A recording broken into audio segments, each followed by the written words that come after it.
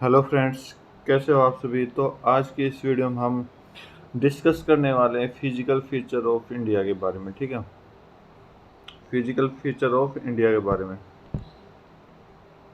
Okay, तो इसमें हम दो चीज़ पढ़ेंगे। एक तो आपका ग्रेट प्लेन पढ़ेंगे, जिसमें आपका लैंड एरिया है, जो मतलब आपका देश जो है कितने जगह पे ज़मीन है, कितनी जगह पे कैसे बनी वो ज़मीन, क्या क्या चीज़ें हैं, मतलब सब कुछ डिस्कस करेंगे। और इसके साथ जो करेंगे वो कोस्टल लाइन का भी डिस्कस करेंगे। कोस्टल लाइन कितना क्या बनाती है, किस किस स्टेट से होकर गुजरती है। ठीक है, तो इसके थोड़े बहुत इंपॉर्टेंट पॉइंट देखते हैं अकॉर्डिंग टू एसएससी। तो स्टार्ट करते हैं अपनी वीडियो। तो आज हम बात कर रहे हैं कि great plain of north India, कि नॉर्थ इंडिया कैसे बना अपने देश में। ठीक है, ओके। तो नॉर्थ इंडिया के बारे में बात करेंगे, क्योंकि नॉर्थ इंडिया जो है वो पूरे, मतलब आप इधर देखोगे तो लेफ्ट साइड में पाकिस्तान है, राइट साइड में चाइना, मतलब नॉर्थ इंडिया, जो इंडिया का नॉर्थ पार्ट है वो किससे घिरा हुआ है, ज़मीन से घिरा हुआ है। ठीक है, तो इसके बारे में थोड़ा डिस्कस करेंगे। मैं एक बार आपको मैप में ले चलता हूँ। तो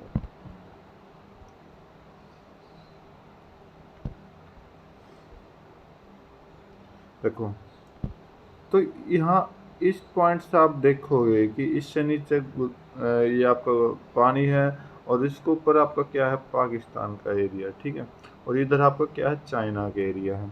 और इसके नीचे आप देखोगे तो पानी है। तो इसका मतलब जो भी हम पढ़ने वाले हैं वो ये जो डॉटेड, ये जो लाइन बना रहा हूँ मैं, सॉरी, ये इनको पढ़ने वाले हैं हम, ये लाइन को, नीचे वाली लाइन को। ठीक है, थोड़ा कलर चेंज कर देता हूँ मैं। इसको पढ़ने वाले हैं कि अपने इंडिया में ये चीज़ें कहाँ से कैसे बनी। ठीक है, तो आपको जस्ट पता होगा क्या कि हमारे देश में सबसे ज़्यादा क्या बहती हैं, रिवर बहती हैं। ठीक है, वो रिवर क्या करेंगी, सेडिमेंट बनाएंगी।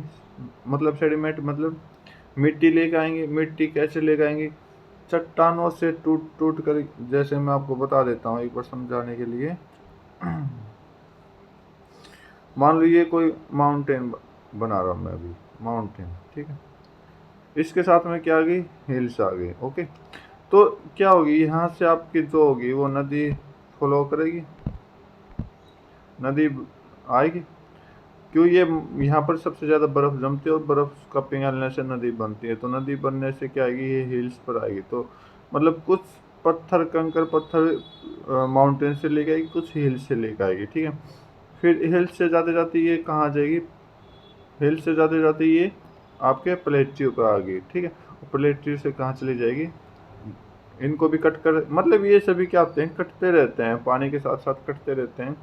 तो पानी के साथ साथ कटते रहेंगे तो कुछ दिनों के बाद, कुछ सालों के बाद क्या होगा, वो एक माउंटेन भी क्या होगा, मतलब बहुत सालों के बाद वो माउंटेन भी क्या हो जाएगा, चेंज हो जाएगा कि इसमें ग्राउंड में। ठीक है, तो इस तरह से ये ग्राउंड बनाती है। ओके, तो मतलब ऊपर से मिट्टी काट काट लेके आएगी, सेडिमेंट का मतलब मिट्टी को काट काट, और नीचे ला के उस मिट्टी को क्या करेगी, जमा कर देगी। ठीक है, जैसे आप पानी बहाते हो तो थोड़ी देर तो पानी किस कुछ ना कुछ लेकर चलता है, लेकिन जहाँ पर पानी इकट्ठा पड़ता है, इकट्ठा होता है, वहाँ पर क्या होता है, मिट्टी भी इकट्ठी हो जाती है। ठीक है, तो इसने बोला कि जो हमारे देश का जो ग्रेट प्लेन है नॉर्थ इंडिया का, वो किस किस के बीच में है, इंडस और ब्रह्मपुत्र रिवर के बीच में है। चलो मैं आपको समझा देता हूँ एक बार मैप में। जो इंडस रिवर है वो यहाँ से निकलती है, और पाकिस्तान से होते हुए हुए कहाँ चली जाती है, आपकी अरबियन सी में चली जाती है। ठीक है, और ब्रह्मपुत्र यहाँ से अरुणाचल से प्रदेश से एंट्री होगी, अरुणाचल प्रदेश से एंट्री होगी, और असम से निकलते हुए बांग्लादेश में चली जाती है। तो बोला है, इसी के बारे में बोला है कि जो जितने भी, मतलब इसका डिस्टेंस है, मतलब डिस्टेंस है वो कितना है। तो ये जो प्लेन है, ये जो प्लेन है, क्योंकि पहले पाकिस्तान में भी पहले कहा आता था, इंडिया में आता था। ठीक है, तो ये जो प्लेन है, तो इसकी मैंने डिस्टेंस भी लिखी हुई है, आप चेक कर सकते हो कि 800 किलोमीटर ये पाकिस्तान के अंदर चला गया जब पाकिस्तान अपने देश से अलग हुआ था, और 2400 किलोमीटर कहाँ रह गया, इंडिया में रह गया। अब पूछ लिया जाए कि पाकिस्तान और पाकिस्तान और इंडिया के बीच का रेशियो क्या होगा, तो आप क्या बोलोगे 1:3 होगा, क्योंकि 800 पाकिस्तान में है, 2400 इंडिया में है। और टोटल लेंथ पूछ लिए तो टोटल लेंथ 3200 किलोमीटर है, ठीक है। टोटल लेंथ कितनी हो जाएगी 3200 किलोमीटर। ये टोटल लेंथ कितनी हो जाएगी 3200 किलोमीटर, ठीक है। तो जो इसको क्या बना रहा है इंडिया, मतलब नॉर्थ, ये ग्रेट प्लेन बना रहा है, ग्राउंड बना रहा है, ठीक है। तो इस तरह से ये अपने नॉर्थ भारत का आविष्कार हुआ। जब भी तो यहाँ बोला जाता है कि आपकी सबसे ज़्यादा चोटी वगैरह यह रहती है, ठीक है। तो आगे चेक करते हैं। तो मैंने यहाँ रीजन भी दे दिया कि रिवर के कारण क्या होगा, रिवर के कारण क्या होगा, माउंटेन को कट करेगा, जो मैं पहले बता चुका हूँ। माउंटेन को कट करने के बाद क्या होता है कि बाबर बनते हैं। बाबर, ये सभी ग्राउंड के नाम हैं, ठीक है। ये सभी ग्राउंड के नाम हैं। तो पहले बाबर बनेंगे, ओके। तो मैं आपको एक बार समझा देता हूँ कि क्या क्या सिस्टम है इनका। तो यह मैंने बताया ग्राउंड में, ग्राउंड आ गया। तो ग्राउंड यहाँ से जो स्टार्ट होगा, ये कौन सा स्टार्ट होगा, बाबर का एरिया स्टार्ट होगा, ठीक है। भाबर, भाबर बोलेंगे इसको। फिर यहाँ पर ये क्या करेगी, ये मिट्टी पत्थर वगैरह छोड़ देगी, तो ये नदी पत्थर छोड़ देगी, तो इसका आगे कौन से, इसका आगे फिर पानी जाएगा, तो फिर कहाँ होगा, तराई में चला जाएगा। तो ये जो जमीन बनेगी, आगे जब पानी जाएगा तो ये तराई बनेगी। तो तराई क्या होती है, एक दलदली मिट्टी बना दिया जाता है, क्योंकि पत्थर को यहाँ रोक दिया जाता है, और जो मिट्टी के स्मॉल पार्टिकल हैं वो यहाँ पर आके इकट्ठा कर देते हैं, क्योंकि यहाँ पर एक क्या होता है,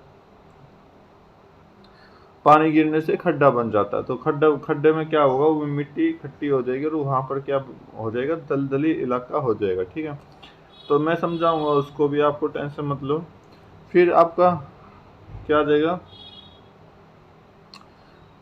तो ये दलदली मिट्टी होगी, तो इसी के साइड में बन जाएगा, इसी के साइड में बनेगा क्या, इसी के साइड में बन जाएगा। मतलब ये ग्राउंड में है, तो आप इसको 2D में मत लेना, 3D में ले लेना कि ये ग्राउंड में ही है। तो इसके साथ में तराई के साथ में जो साइड में मिट्टी ये बनेगी, वो कौन सी मिट्टी बनेगी, खादर मिट्टी बनेगी, ठीक है, ओके।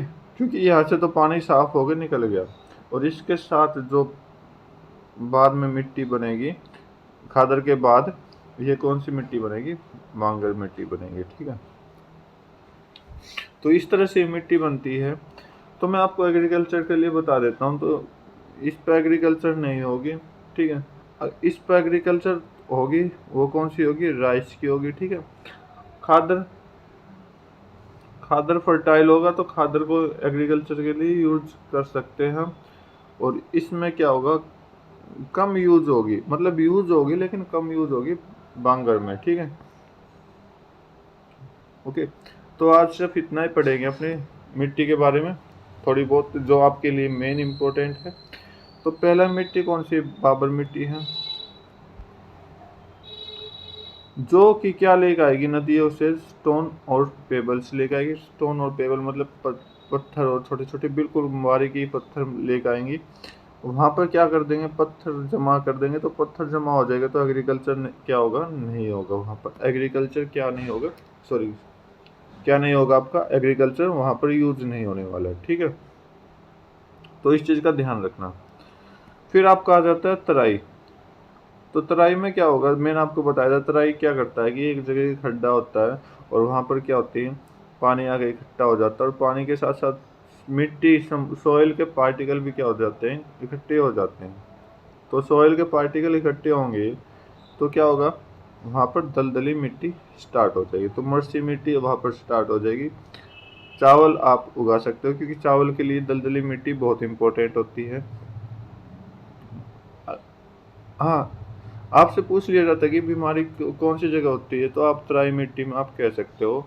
तो वहाँ क्यों होती है, क्योंकि सबसे ज़्यादा मच्छर पैदा होते हैं, और मच्छरों की वजह से कौन सी बीमारी होती है, डेंगू और मलेरिया बीमारी वहाँ होती है, ठीक है। आगे चलते हैं। फिर आगे साइड में आ गई खादर। खादर कौन सी है, फ्लूड। तो ये कौन सा एरिया होता है कि बाढ़ वाला एरिया हो जाता है, यहाँ पर पानी आकर रुक जाता है और बहुत दिनों तक पानी जमा रहता है। तो इसको हम क्या कहते हैं, बाढ़ का एरिया कहते हैं। तो फ्लड का एरिया होगा, ठीक है। इसमें क्या होंगे, नई सेडिमेंट होंगी। आप एक बात याद रखोगे, अगर बारिश आए तो आपके घर वगैरह पे जो मिट्टी जमी होगी वो मिट्टी बहा करके नीचे गली में आ जाएगी, ठीक है। और वो गली की मिट्टी क्या होगी, वो एक नई तरह की मिट्टी आएगी। तो उसे हम बोलते हैं न्यू सेडिमेंट मिट्टी। वो क्या होगी, फर्टाइल के लिए बहुत यूज होने वाली है, ठीक है। फिर आपका आ गया बांगर। बांगर का मतलब यहाँ पर आपकी बाढ़ नहीं आएगी, मतलब पानी भी बहुत कम रहेगा। जैसे कि आपका राजस्थान का एरिया हो गया, ठीक है। तो इस एरिया में क्या होता है, पानी बहुत कम रहता है। तो वहाँ पर क्या होगी, पुरानी मिट्टी आपको मिलेगी। देखो जब पानी नहीं आएगा तो मतलब मिट्टी किसकी वजह से आ रही है, पानी की वजह से या फिर हवा की वजह से आएगी, ठीक है। दो दो चीज कारण से आएगी। अगर जब पानी नहीं आ रहा तो क्या होगा, पुरानी मिट्टी एज इट इज रहेगी। और यहाँ पर क्या होगा, खेती तो होगी लेकिन बहुत कम यूज होगी, ठीक है। तो लेस फर्टाइल हम इसको भी बोल सकते हैं। और इन दोनों को मिला के हम क्या बोलते हैं, एलोवेल सोइल, ठीक है, जिसे हम जलोढ़ मिट्टी भी हिंदी में बोल सकते हैं। तो उम्मीद करता हूँ ये आपको समझ आया होगा। बस लास्ट पॉइंट है कि दोआब क्या होता है। दोआब, दो नदियों से मिलकर बनना दोआब कहलाता है, ठीक है। जैसे प्रयागराज में दोआब होता है, क्यों, गंगा प्लस यमुना वहाँ के मिलती है, तो इस वजह से क्या होता है, दोआब हम बोल सकते हैं, ठीक है। ओके, यहाँ पर आब जो है वो नदियों को भी बोला जाता है, ठीक है। तो इस वजह से दो नदियों का जहाँ पर आगे मिलना उसे हम क्या बोलते हैं, दोआब बोलते हैं, ठीक है। मुझे आज की वीडियो में बस इतना ही रखते हैं। उम्मीद करता हूँ कि आपको लेक्चर पसंद आया होगा। तब तक के लिए thank you, have a nice day, जय हिंद।